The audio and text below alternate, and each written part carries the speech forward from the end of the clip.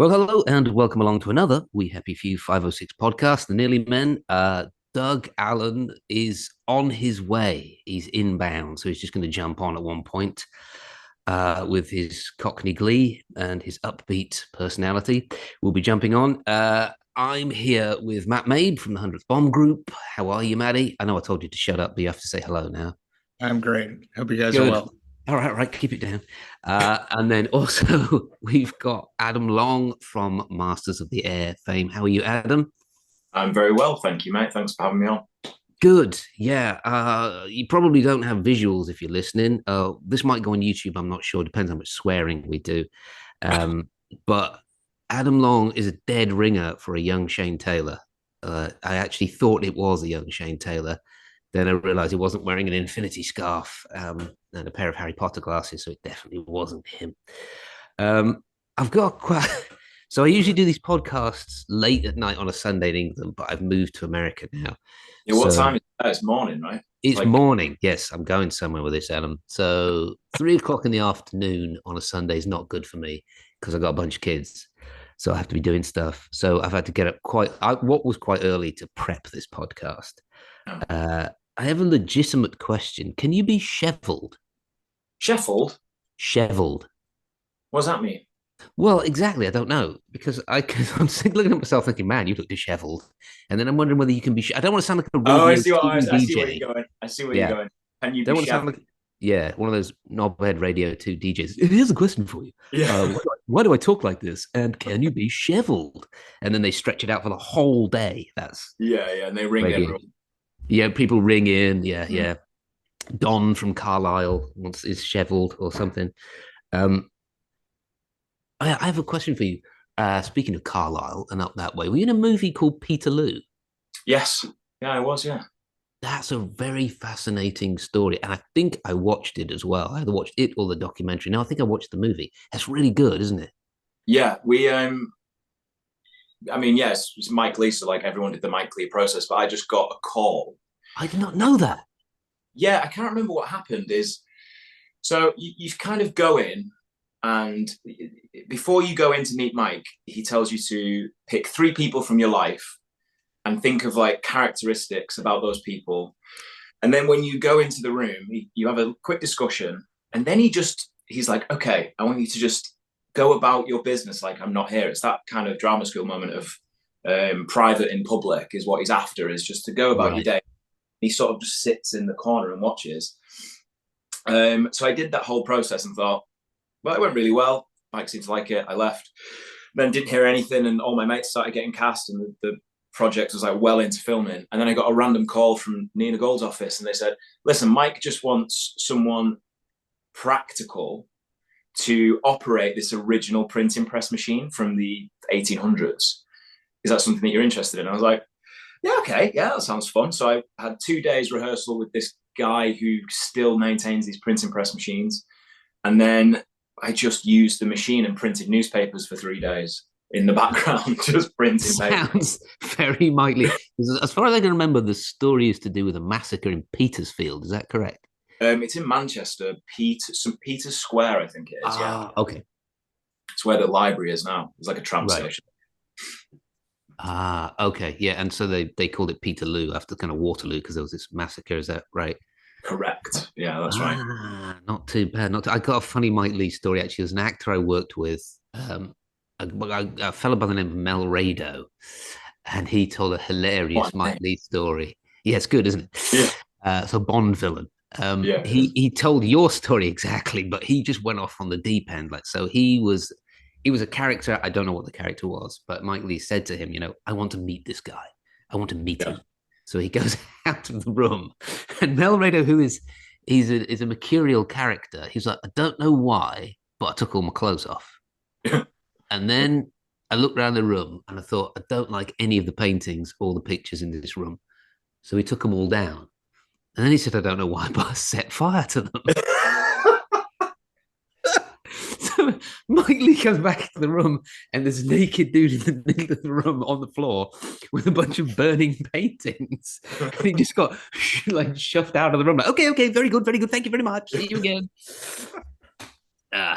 Hey, Dougie, how Yeah, you mine doing? was a lot more chilled than that. I think I just sat by the window and smoked a cigarette, and like Did that you? was it. Yeah, And he pretty thought, much. He was like, he'd "You can be do anything, read the newspaper. You want to smoke, smoke." So I just sort of smoked a cigarette by the window. nice. And then he said, you know what you'd be good at? Operating a medieval printing press. There you go. That was it. Yeah, very good. Hey, Dougie, how you doing, man? Doug Yeah, Allen's very joined good, us. very good. Welcome, Adam. Welcome, Matt. How you Thank doing? you very much. Good, good, good. Where have you come in from? Oh, I was just out at a meeting in Mitta, so I was just trying to get home quick. So I was a few minutes late.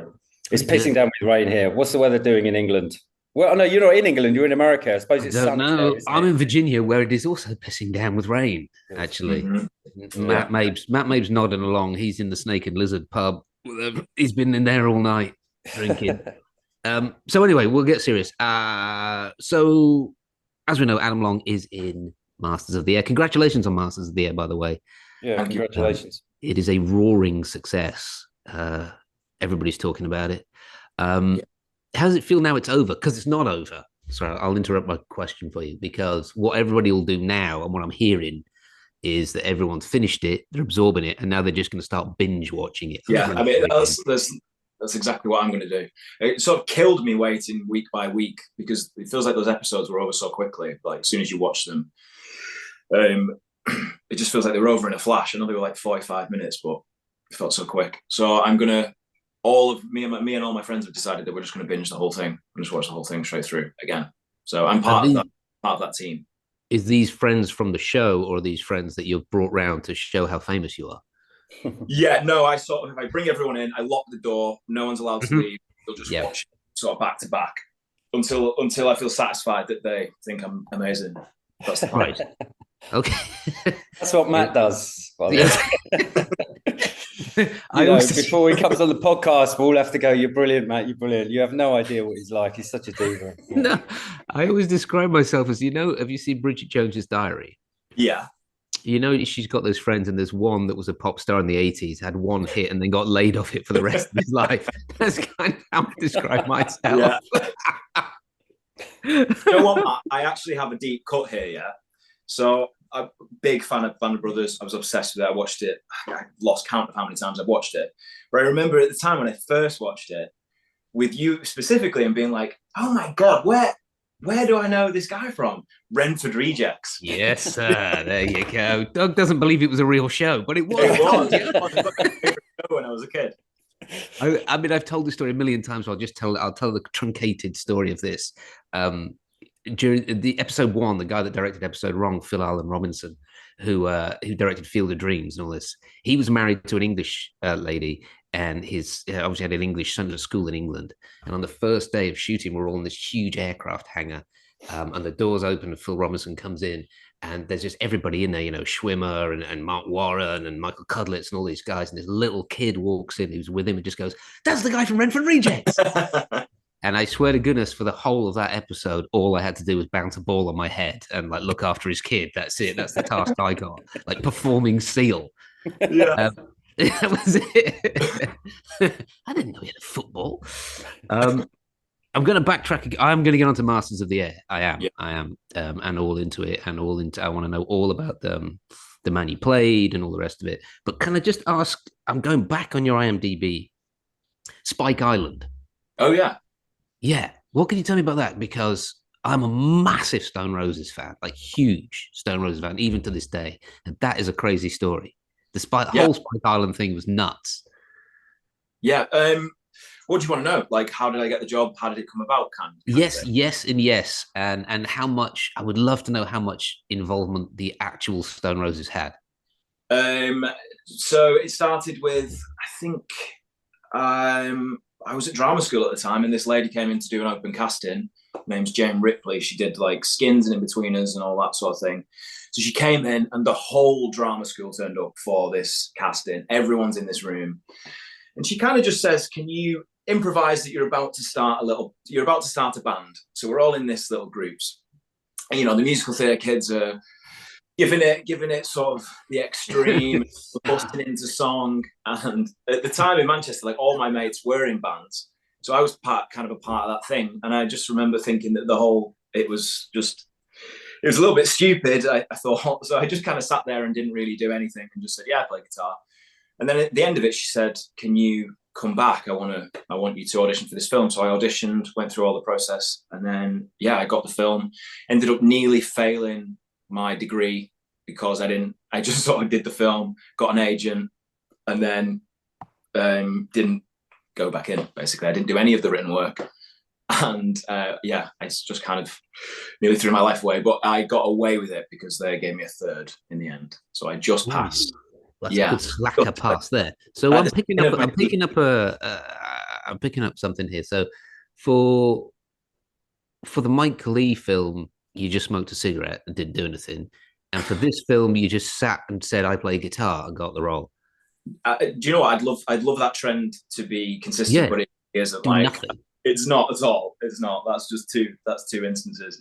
But in terms of how involved they were, not really. They weren't really that involved. I think I met Manny once. Am I allowed to swear on this? Yes. All right. So we were doing, in the film, we play this song. So we all had to learn how to play the song. So we did weeks and weeks of rehearsals. It was getting to a place where it sounded okay. It wasn't great, but it sounded like a song. And anyway, we heard this footsteps coming up the stairs. Anyway, Manny appears at the door and he just goes, "All right, lads, can you keep it down? I'm trying to have a wank next door." So we're all like, "Oh my God, it's Manny." And so he goes, "All right, play us a tune, lads, play us a tune." So instantly my hands start sweating. So I'm like, "Oh my God, we're going to have to play this tune." We played it, like easily the worst we've ever played that song. Just completely out of time. My hands are shaking.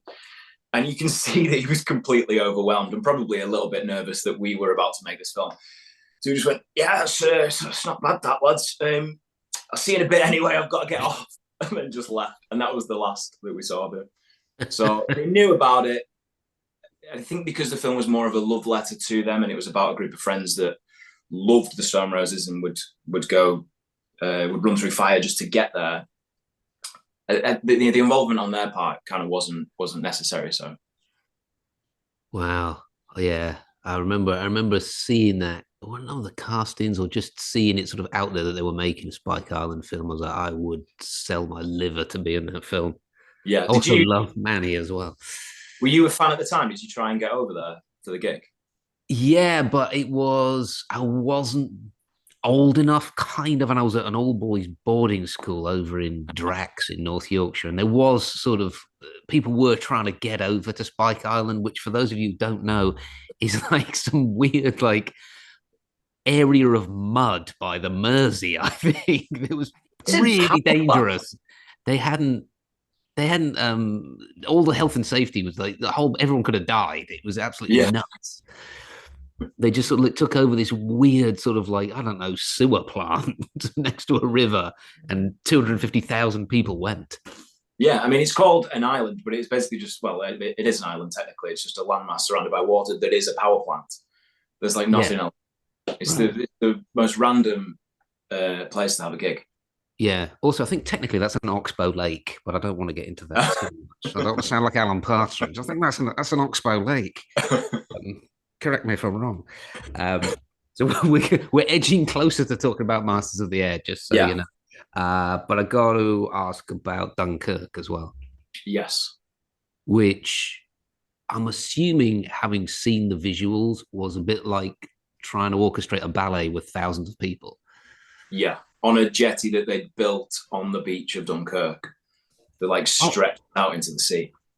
I didn't know it was actually on location, like proper. We were on the beaches of Dunkirk, yeah. Wow. Yeah. That was just insane. And just seeing all the extras there. And I mean, we were there. It just felt like it just really didn't take much imagination.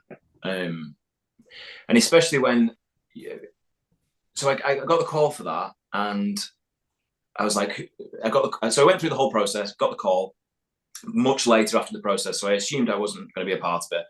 Got a call and said, "Chris would love to offer you a part in Dunkirk." So I said, "Okay, what's the part? Like, what is it?" And they went, "Well, we can't really tell you anything until you get there." So I was like, okay, where is it? Is it speaking? Like, what's the part? And they went, "Well, it's 2 weeks. It's 2 weeks out there. So you know, we're gauging this. We're gauging it on that. So I get to Dunkirk. I fly to Dunkirk. I get there. I'm at my hotel. A motorcycle courier pulls up, pulls out this envelope, hands me the sides. It's like a self-destructing envelope. And I run upstairs. Damien Hirst one, yeah. Yeah, it's like you're playing Lieutenant Jeffries. So I ran upstairs. I was like, Lieutenant Jeffries, flicking through the page. I'm like, where is he? Where is Lieutenant Jeffries? And it turns out, it transpired that it was just this one little moment with Kenneth Branagh, which amazing, big fan of Kenneth. So I was like all into it. The week, sort of Monday, in full costume on the beaches, don't get used that day. Tuesday, same thing again. Come to Wednesday, we're all just playing cards, using matches, playing poker. And the whole week transpires like this, where it's 12 hours on the beaches. And then on Friday, at like the 11th hour, the last hour of filming, I get marched down onto set. It's like, now it's time to go. Chris says, hi, Adam. Nice to see you. Thanks for coming in. Okay, this is how the scene's going to go. Basically, the plane's going to fly over. It's going to drop a payload. The hospital ship that people are evacuating from, is going to blow up. Kenneth's going to say his line, and you say your line, and then that's the scene. Should we just go for it? And I thought, yeah, okay. Action. An actual plane flies over. I'm like, the fuck? This ship blows up with more pyrotechnics than I've ever seen.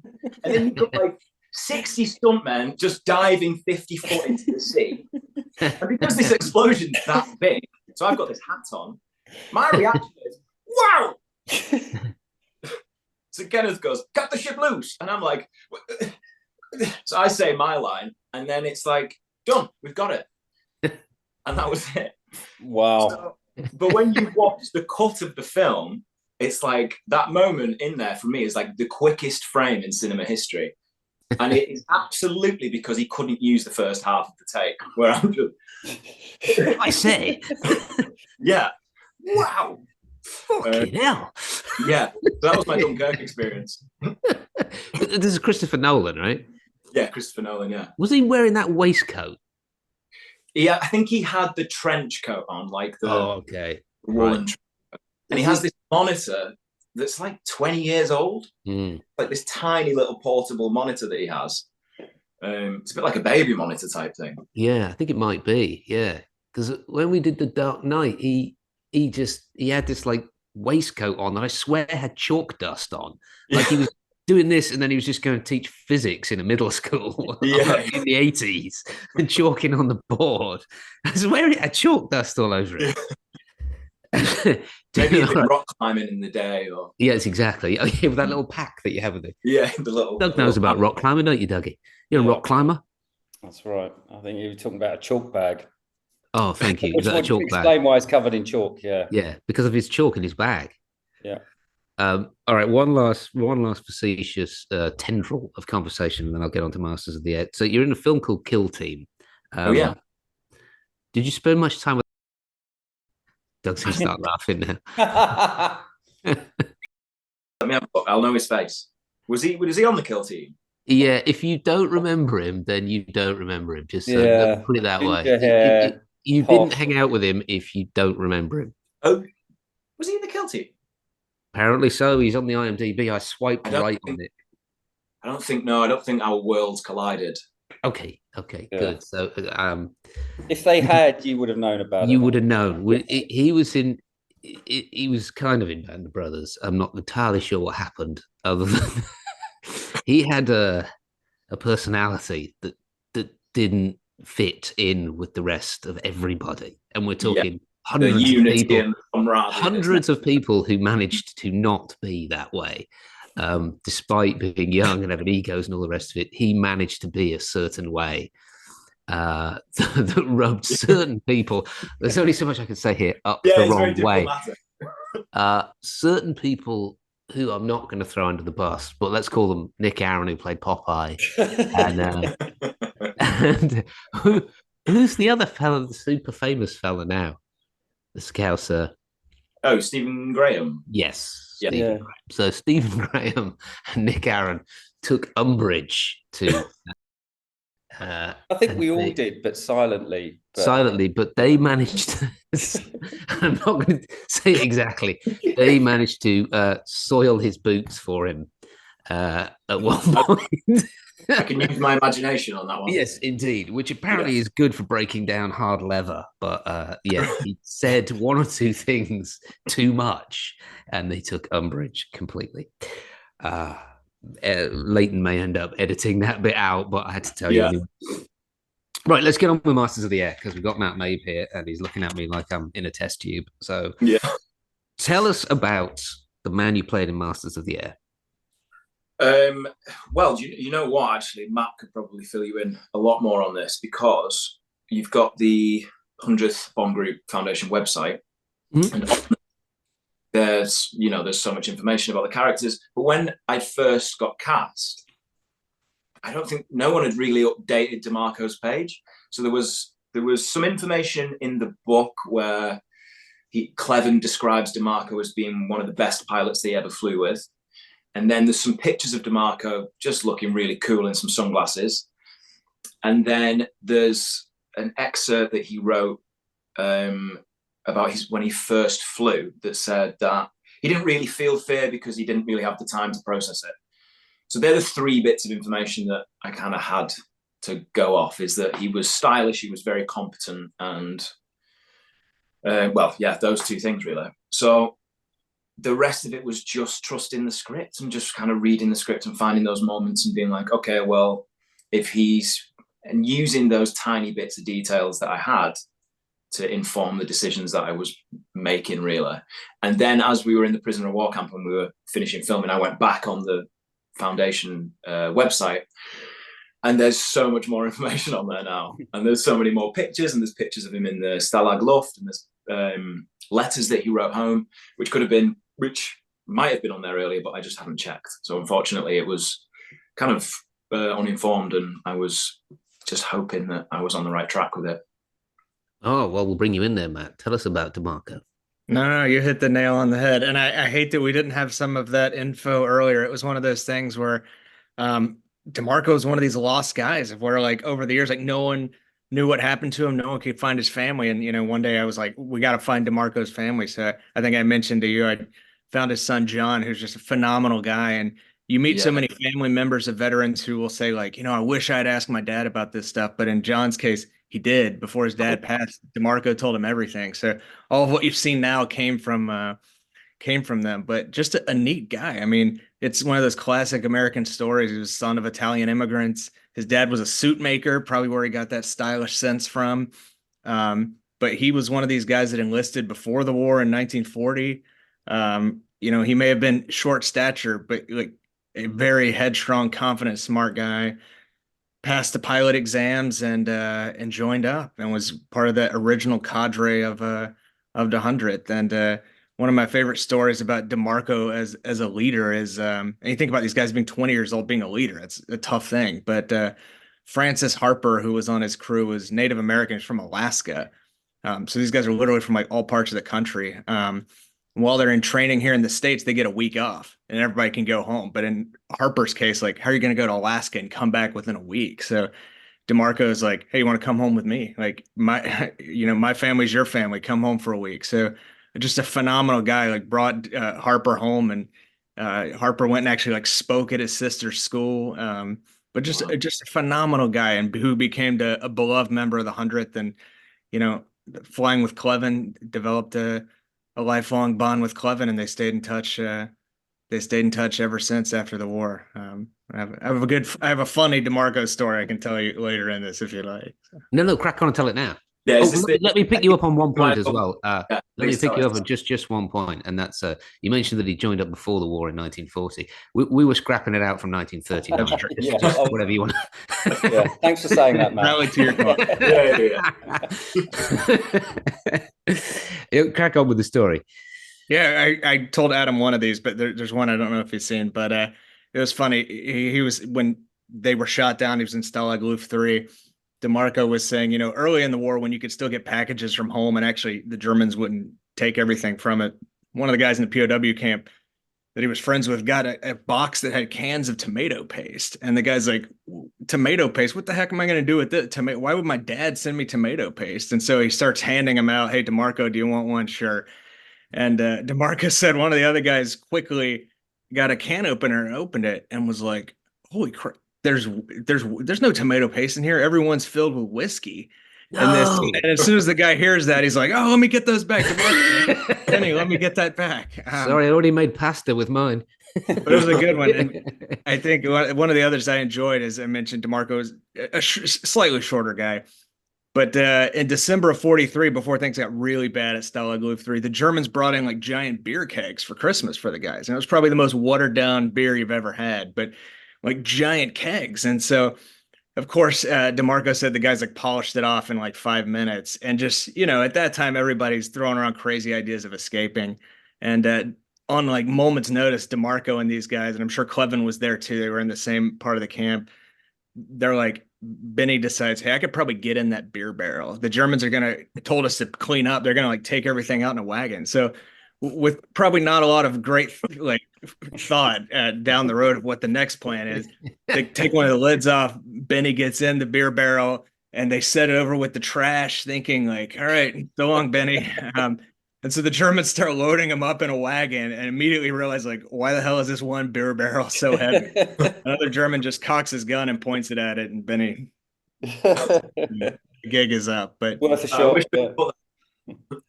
A quick devised escape plan. But just like a really fascinating guy that is like you never hear an ill word spoken of DeMarco. Everybody liked him, and I think Adam, like, I wish you had more to go on at that time. I wish we had what we have now, but like you nailed it in terms of DeMarco's confidence. Just even like the one scene where you interact with Clevin when you arrive at the base, like that was DeMarco's confidence right there. Thank you. That means a lot. That's because Adam knew he was better looking than him. That's why. How much of I'll ask you this, Adam, because we actually had a beer, me and Matt, over this as well. How much of a resource was there for you to be able to try and find, not just you, obviously, because I know there wasn't a lot about DeMarco available for the guys. Was there a resource that they could be like, so can we try and reach out to the families? Can we? I remember I have a weird relationship with that kind of thing. Like I don't really know in the beginning stages if it's who's it helping. I'm not too sure. Reaching out to the families and making it personal, because I don't know. That makes it real, and then the pressure of it feels quite overwhelming, I think. So I never reached out. There wasn't really an avenue to do that necessarily. I know that John Orloff was like an encyclopedia on all of these guys, and at any point you could catch him, he would tell you the stories and he would go into detail about them. So there wasn't really a great deal, and there wasn't really a system in place there. I just think they wanted us to just trust the scripts, and then probably more specifically the help that we got was on the dialect work. So the two amazing dialect coaches, Brett and Helen, they would have like a whole profile on where specifically this guy's from, down to like the area of that town, and how maybe the Italian influence would change it slightly to bring it a little bit more towards New York, but it would still be specifically Chicago. And yes, that was really useful. And specific to the time as well. Sorry to interrupt you, because I can never pronounce Barry Keegan's name, but he copped some flack online for not having a very good accent. And I've met somebody from that area who was like, who was that guy? Because his accent's absolutely perfect. And I was like, I knew it. I know he's such a brilliant actor. He's not going to cock that up. Yeah. It's specific to that area and of that time. That's an absolutely perfect accent that guy's doing. Yeah, 100%. 100%. I think that actually helps with using British actors, because we don't have that. It kind of is always going to lean towards more of a transatlantic sound. Yeah, which feels a bit more period appropriate.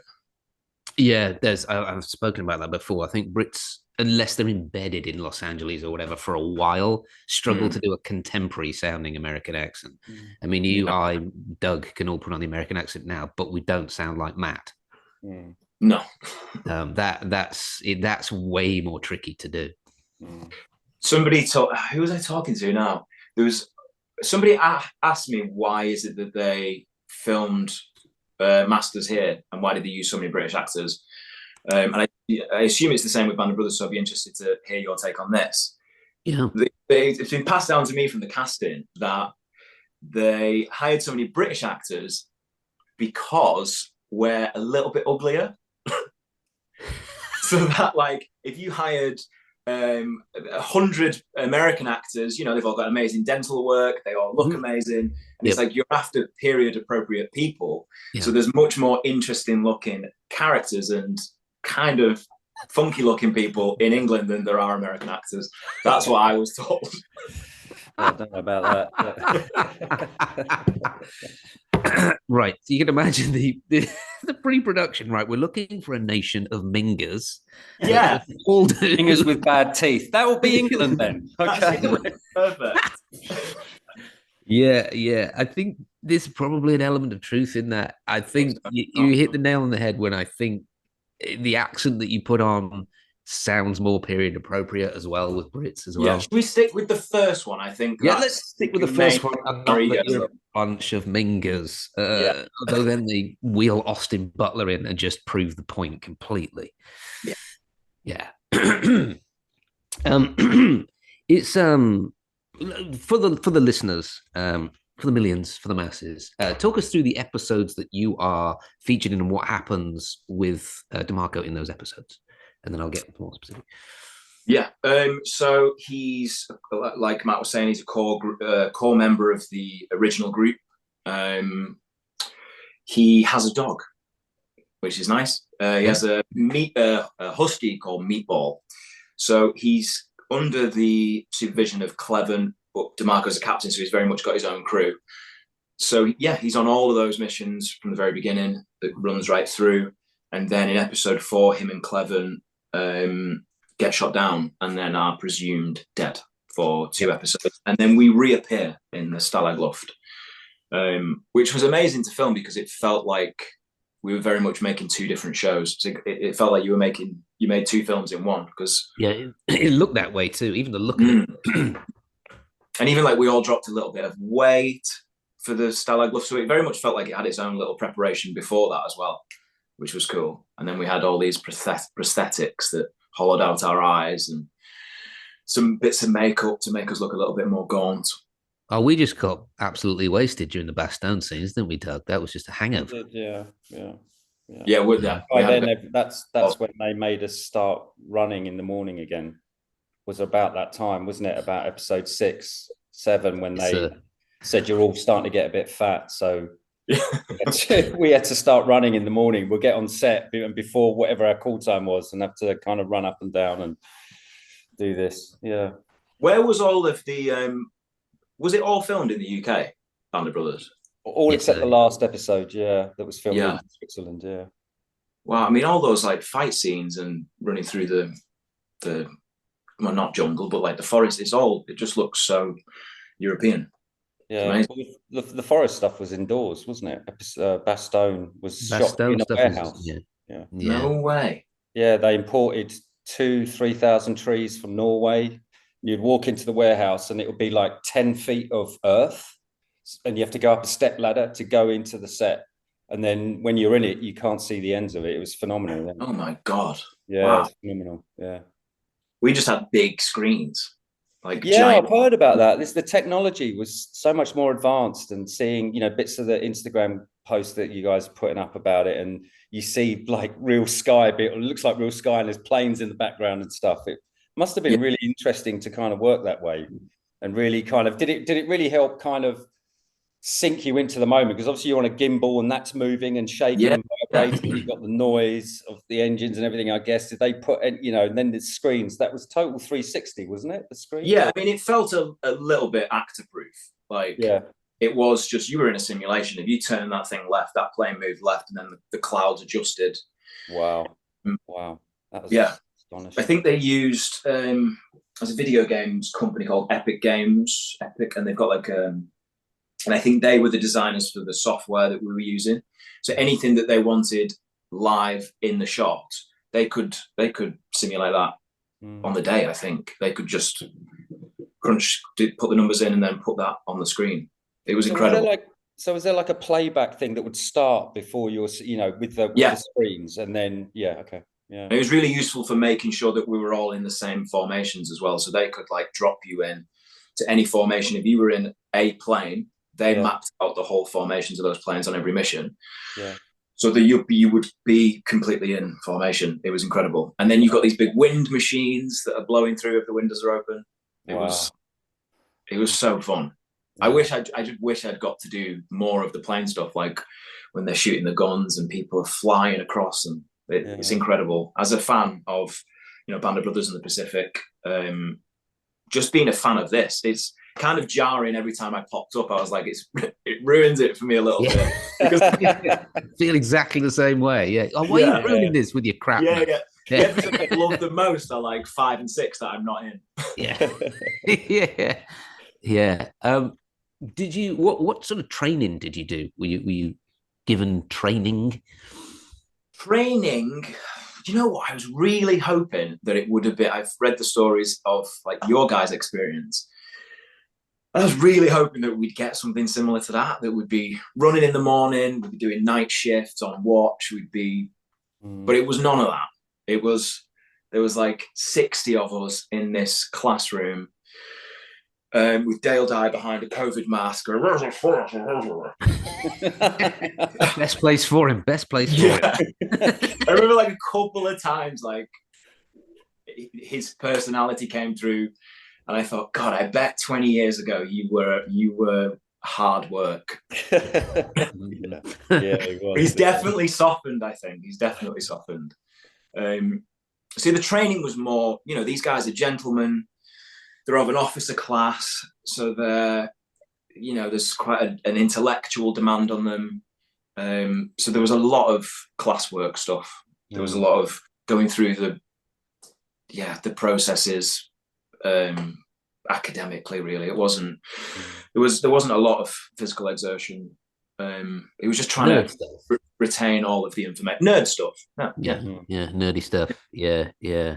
Was there? This sounds like a stupid question. I'm looking at this question, thinking, what do you mean by that? All right. So, is there an element of the, because you mentioned like 10, 20 years ago, that Dale Dye was more of a badass?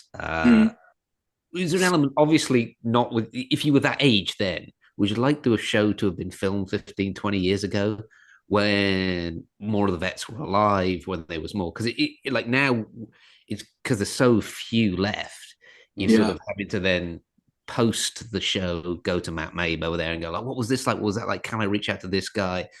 The 100th Bomb Group's going to be an amazing resource for the years to come. But is there an element that because when we filmed Band, the guys were all there. They were on set. They were alive. They were on set and they were part of it and they were taking over and it was crazy. Was there an element that would that have been a cool thing to do with these guys as well? I bet it would. Yeah. Yeah, absolutely. I think I remember from Band of Brothers in the Pacific, the one thing that really hits you harder than anything that's happening on screen is those interviews at the beginning. Yeah. And then at the very end, when you link up in your head who's who, it floors me every time. Yeah. That's it's because it's taken so long for the technology to get there. And because of the demands that the show has, that I feel like that is a real shame that we weren't afforded that. But in a way, I'm kind of glad that they had waited, because the technology, when you're doing airplane stuff, is so important for it to look realistic. Otherwise, it just doesn't, and then everyone would have just kind of pulled it apart and, it wouldn't have, you know what I mean? So I think it kind of, happened the way it did. And it is a shame you haven't got a chance to meet, too many veterans. There's still a few out there, but just even knowing that you're playing real vets, right? I mean, it's just something you carry with you. Have you still got your dog tags and stuff? Did you take anything from all of it? Yeah, I've got bullets that we stole, and then me and Fiona O'Shea went and got them engraved with our character names, and then gave each other one. I've got dog tags, bullets. What else have I got? Yeah, a watch, loads of stuff. Yeah. The You dog get dressed up in it and goes down the pub on a Saturday night to get recognised, don't you? I do in my local village where no one has Apple TV. I just walk around with a sling of bullets over his shoulder, flight jacket, sunglasses. yeah. Oh, geez, I've been recognised again. Oh. Yeah, pretty much. So, I mean, it's over now, but we've still got the documentary to come out. Is that right, or has that come out, Matt? It's out, yeah. It's some of the interviews that they did do got featured in the documentary. Wow. There's some that it's definitely it's a really well done piece. But like going back to like the 90s, they have Rosie Rosenthal, but they literally span from like 97 to there's ones that they did about a year ago of two of our guys. So two of our guys now are 102 years old, and they're incredible. They're like sharp as a tack. But it's funny, Adam. Like one of my favorite stories from one of my favorite vets, a guy named Bob Wolf, who's in this documentary. You'll see Bob's 102, lives out in California. And so like Bob will like FaceTime me, and he was telling me like he on his own set up Apple TV, which you have 20-year-olds that can't figure out how to set up Apple TV. But yeah. I can't say. You guys have like really been fascinated with watching it. So it's I actually wondered, like, are these guys gonna want to watch this series? Is it too personal to them?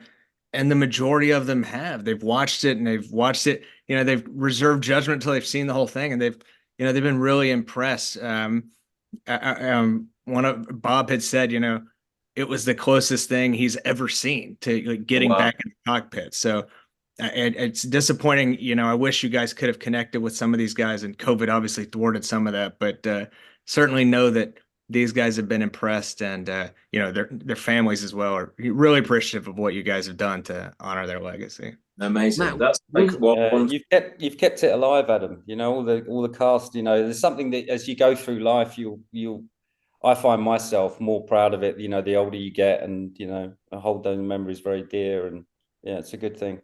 Yeah, I think that thought occurred to me last week. It was kind of a morbid thought, really. It was like, if anything happens and I die, we've got that forever now, and like we've managed to be a part of something that will go forward and will be taught in history, and it allows that history and those personal stories to carry on. I'm overwhelmingly proud of what we achieved and just being a part of it. And I had a picture of Band of Brothers on my wall for 10 years.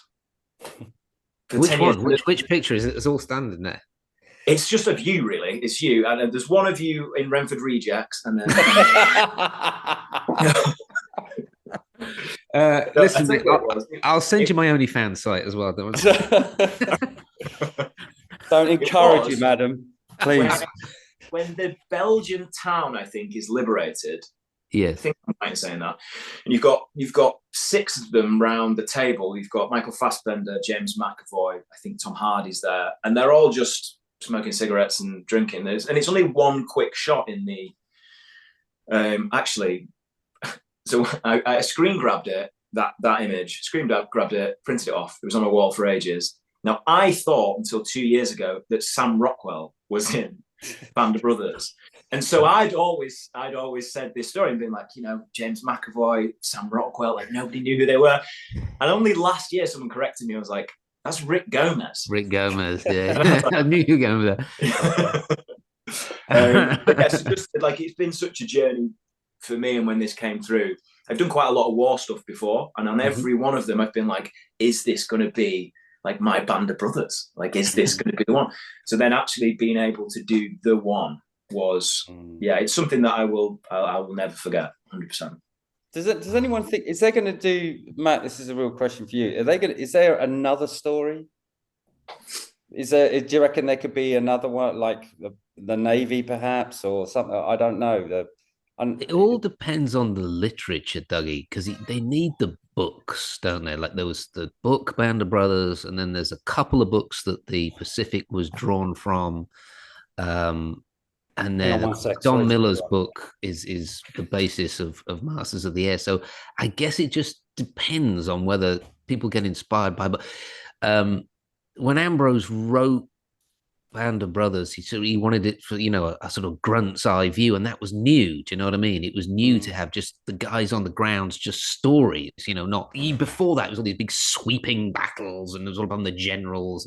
And so I don't know, Dougie, it's a good question. I'm assuming because of the success of Band of Brothers and Don Miller's book now, and that you're going to get historians, probably younger historians, trying to do the same thing, dig out sort of put people together and give it a more sort of filmic feel to their book. The problem being, of course, is there aren't many vets left. So it's a third hand account now, because you're going to get it from families, what they've learned and that kind of thing. But I mean, it's clearly how people want to digest their history now. They don't want to, I mean, I took history A-level and all the rest. I was a history nut, but books on World War II were pretty boring in a way. Do you know what I mean? It's all sweeping stuff and tanks and all the rest of it. Well, Ambrose's genius was to think, I'm just going to tell it from the guy's point of view. If there is, if there is more material like that, because you need so much, do you know what I mean, to be able to make a show, and then you're just bolting stuff on as well. I mean, I don't know. Maybe Matt, is there a story that? It's been a popular question everybody's asked, and I think I'm biased on the air war aspect. There's like so many sub stories to tell from like pilots and you just people stationed in England during the war. But yeah, honestly, I think the biggest challenge will be when Band of Brothers came out. There wasn't a lot of competition on TV back then, and the game's changed now. So I think all of us kind of realize like this might be a flash in the pan, one time kind of thing with this last, the third series from Hanks and Spielberg, because it's gotten so hard with just the competition on TV. But just, I mean, Adam saw firsthand like the amount of money that it went into this production. I mean, it was just staggering to, have that level of detail, because I don't think these guys would ever do it again if they couldn't commit to that authenticity and detail. And unfortunately, to do that, it's very expensive. So we can hope, but we never know. Yeah. Have you read the book, The Devil's Brigade? I've seen it, yeah. Yeah, that would make I mean, they'd never do it, but it's a fascinating story. It's it's at the end of the war, a lot of the SS soldiers didn't go back to Germany because they didn't want to go back.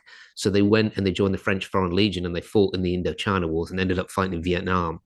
And they were at Dien Bien Phu, and it would be, I mean, obviously this is going to be hard to cheer for, but this is a fascinating story. But like Matt says, there's all these incredible sub stories. That would make a fascinating show, but obviously you'd be on very dodgy moral ground, so you couldn't do it. But yeah, interesting. Yeah, very interesting. What's it called? It's the Devil's Brigade, is that right, Matt? Is that what it's called? I think so. That's right. Yeah, it sort of there was a whole sub thing where like it became like a contraband trade during, I think, the first Iraq War. Soldiers were passing it back and forth to, like, they were fascinated by this story because I think certain bits of it went out of like print and all sorts of stuff. It's really fascinating. Oh wow, I'll check that out. But yeah, because even to this day, the French Foreign Legion's marching songs are all in German. They're all German, sort of old SS marching songs. Because it's really fascinating stuff. I was just gonna say, and Adam probably saw, like, there were so many extras and volunteers that came out to, want to be a part of the production. So I think that in itself is a testament to the fact that, like, especially in the UK, and I know here in America too, there's so many people that, really appreciate this history and, want to see it keep going. So, well, Leighton, our producer, is one of them. He was knocking on the door every day. Can I get down to Masters of the Air? I'll do literally anything. It's true, isn't it, Leighton? So we've had you for 45, 50 minutes. And so we thank you very much for coming on, by the way, Adam. It's been great. We subtitle our podcast The Nearly Men, for reasons that you can probably guess. But I always ask this of all my prey. Do you have a nearly story? So something that you nearly were. So very true, says Leighton. Yes, he was trying to get on it all the time. Something that you nearly were. I mean, I don't know what your degree was in. Were you nearly a philosophy teacher? Did you nearly get cast as James Bond? Just something that one always rankles with actors. Like, there was one time I was this close to being whoever. It's funny, isn't it? Because like, how do you know that? You don't really know that. You might have a recall, and then in your head you go like, yeah, 1 of 2, and it's like, were you though? Are you 1 of 10? How do you know? Yeah, exactly. There's like the amount of times I've like got close to something. It kind of happens. It like not every week. That sounds incredibly arrogant, but it happens like quite a lot where you think, God, I could have got that one. Or I remember auditioning for Spider-Man when Tom Holland got it. But that's not a Neely story because it didn't progress any further than the first tape. Is there anything in particular that I've not really? I'll deviate from acting, and I so very nearly just became a full-time painter and decorator, and still kind of roll people's ceilings on the odd occasion. So that's a kind of one of those moments where it's like I look at, I could quite easily have gone in to do that and made a career out of that, but in acting terms, I'm not sure.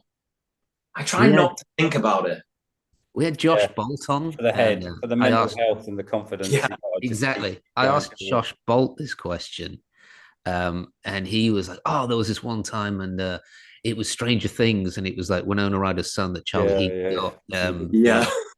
And I was, he was like, "I was between me and him, and I really wanted it." And I was like, "I hate to tell you this, man, but that audition, I did that audition." Yeah. I read the lines in, and I literally was like, "This kid is freaking brilliant." It was a self-tape in a studio, and I was the guy reading the lines for him, and he absolutely crushed it. Yeah, so he was not even close. I don't want to say that. You could say that. I don't want to say that. So yeah, before we round things off, so what's next for you, man? Nothing really at the minute. Just waiting eagerly for the phone to ring, as you know. I do some other bits with the police. I do things with the police where I play criminals with a long, extensive story and help train detectives in information gathering. So I do that quite a lot. So I'm doing that next week. Yeah, it's a really cool, like little side hustle that's, it's still connected in some way to the other thing. But yeah, it's fun. Also, there's a double jeopardy there where you could then commit the crime and the police go, "Nah, that's not him. That was the guy that came in." You know what I mean? No, some of the crimes are really bad. Okay, yeah, sorry. Some of them. That's really cool. Man, just living. Yeah, good man. Yeah, good boy. Yeah. There is definitely, Dougie will back me up on this as well. There will be a lag after something like Masters of the Air before things pick up again for you guys, because there's so many of you that have come out of it at the same time. Yeah. And it takes a while and of course you've been out of the game for like a year, do you know what I mean? Filming or been out, it takes a while to get rolling again. So, and a lot, because of the success of the show, a lot of casting directors go, "Oh, well, Master there. Do you know what I mean? Like they get a little bit snowblind. They get a bit of overload. Like they do, yeah. When I went, another guy from Master, to America a bit late, and they were like, "It takes a while." One. Yeah, so yeah, just keep the faith. You're going to do great. It's one of those, really. I think it's easy to look back on who was in Band of Brothers and then kind of see where they are now. And it created this false narrative, I think, that a lot of the boys on our show, especially the younger boys, were buying into quite heavily. Right. And they all did Band of Brothers and they all shot to superstardom. And you kind of feel like actually those people were on their way anyway. Band of Brothers just provided the first platform. So it's just been a lot of expectation management on my part. Like I've always kind of been like that, where it's I believe it until I'm there and I see it. So Masters of the Air was great. It will, it'll have a life, hopefully forever, for as long as Band of Brothers has. But there's no expectation on it for any kind of future success, because you just setting yourself up for failure there, I think. Yeah, so it's a really healthy way to look at it, Adam. It is. Your career is going to be very long, and life is long, and I think that's a really, really healthy way of looking at it. Yeah. It is, and also casting directors don't like to be told what to do. Do you know what I mean? They don't like. There's a huge big show. I think they get a bit like, well, yeah, all right, he was in Master of the Air. I don't want. Do you know what I mean? It takes a while for it to level back out again. Yeah. And it's also that thing of like, well, he was in Master. Which one? They all the same. Yeah. If it was like Callum and Austin in the fourth run, and then everyone else was doing their business kind of next to them. So at least I had the dog. At least I've got that going for me. Yeah. Lots of dog rolls. Yeah. That was dog rolls. Just a quick story before we leave. Yes, I was in my local pub the other day, and this lovely fella, John, I talk to him all the time, come up to me and he went, "So, been watching Masters of the Air?" And I was like, "Oh yeah." He went, "Loving it, really loving it." And I was like, "Amazing." I was like, "Where are you up to?" He went, "Episode 4. I was like, "Okay." And then he turned around and he went, "Still waiting for you to make an appearance, but we're loving it." I was like, "I'm in it. I'm in those 4 episodes quite heavily." And he was like, "Really? Which one are you?" I was like, "I'm the one with the dog." And he was like, "You're American in it." I just never. I thought you were like an RAF officer or something. I never. Those stories will haunt you for the rest of your life. The amount of times you're gonna have that conversation with someone who keeps going, "Really? Yeah. Really? Really?" It happens all the time with people that love Happy Valley, right? Because that had like a big resurgence. People go like, "Oh my God, Happy Valley is my favorite show ever." And I'm like, "Cool." And they're like, "Were you in it?" And I was like, "Yeah." I'd get my throat slit in the first series. Like, "Oh my God." Like, no one can seem to put 2 and 2 together from anything that I've been in teams, which might be a compliment, I hope. I think it is. It definitely is. It definitely is. All right, buddy. Well, thanks so much for coming on. It's been an absolute pleasure. Thanks to you. Thanks again to Matt Mabe, live from Snake and Lizard in Vienna. Come on drinking his stout. Thanks, Dougie. Thanks to everybody for listening. And we'll call it a day. Thanks to our Patreons for subscribing. And we are going to record again tomorrow, I believe. So you're going to get 2 loaded up episodes. We've got another member of Masters of the Air coming on tomorrow, who hopefully is better than Adam, who, let's face it, is a bit of a drag. But thank you very much, and we will see Who have you got on tomorrow? Who have we got on tomorrow, Leighton? We have to wait now for Leighton to type it. I just interrupted your outro as well. I just realised. Sorry about that. It's one of the guys who's on road. Riley Nedlam. Oh yeah, nice. You don't know who he is, do you? Leave him alone, Matt. Leave him alone. Thanks ever so much for coming on, Adam. It's been a really great pleasure. So thank you very much. Wish you well, and we'll see you again. All right, guys. Cheers, boys. Thanks very much. See you next week, guys. Bye. Everyone.